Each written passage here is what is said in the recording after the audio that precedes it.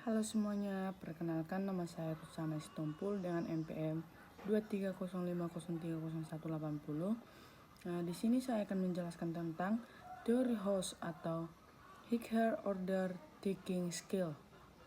Yang pertama itu pengertian host. Host adalah kemampuan berpikir tingkat tinggi yang menuntut peserta didik untuk tidak sekedar mengingat dan memahami, tetapi juga menganalisis, mengevaluasi dan menciptakan berdasarkan informasi yang diperoleh. Dalam konteks pendidikan, host bertujuan agar siswa yang pertama itu berpikir kritis dan logis, yang kedua itu mampu memecahkan masalah, yang ketiga mengambil keputusan secara rasional, yang keempat menghasilkan ide atau solusi baru. Yang kedua itu landasan teoritis host. A. Taksonomi Bloom revisi. Host berakar kuat pada taksonomi Bloom revisi yang membagi kemampuan kognitif menjadi 6 tingkat. Level kognitif C1 kategori mengingat, C2 kategori memahami, C3 kategori menerapkan, C4 kategori menganalisis, C5 mengevaluasi, dan C6 kategori menciptakan. Host berada pada C4 sampai C6. B.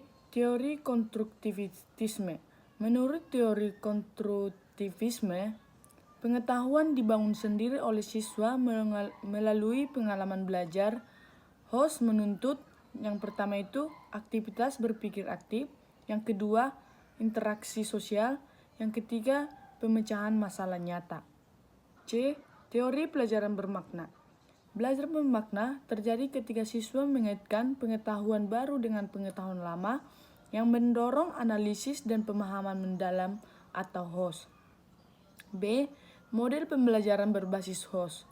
Model pembelajaran host adalah pendekatan atau strategi pembelajaran yang dirancang untuk melatih keterampilan berpikir tingkat tinggi. Yang pertama itu Problem Based Learning atau PBL. Ciri utama yang pertama itu pembelajaran dimulai dari masalah nyata. Yang kedua, siswa menganalisis masalah dan mencari solusi. Keterampilan host yang dilatih, yang pertama itu analisis, yang kedua evaluasi, yang ketiga pemecahan masalah. Contoh di SD, siswa diminta mencari solusi tentang masalah sampah di lingkungan sekitar. Yang kedua itu Project Based Learning atau PJBL.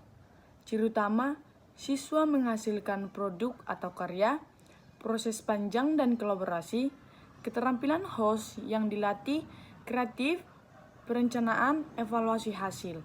Contoh di SD, membuat poster kampanye menjaga kebersihan lingkungan. Yang ketiga itu Discovery Learning.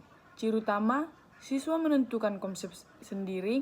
Yang kedua, guru sebagai fasilitator. Keterampilan host yang dilatih yaitu analisis dan penarikan kesimpulan. Contoh di SD, siswa mengambil perubahan wujud air dan menyimpulkan prosesnya. Yang keempat itu Inquiry Learning. Ciri utama, pembelajaran berbasis pertanyaan. Yang kedua, penyelidikan ilmiah kesederhanaan. Keterampilan host yang dilatih, berpikir kritis, analisis data, evaluasi. Yang kelima, Cooperative Learning berbasis host.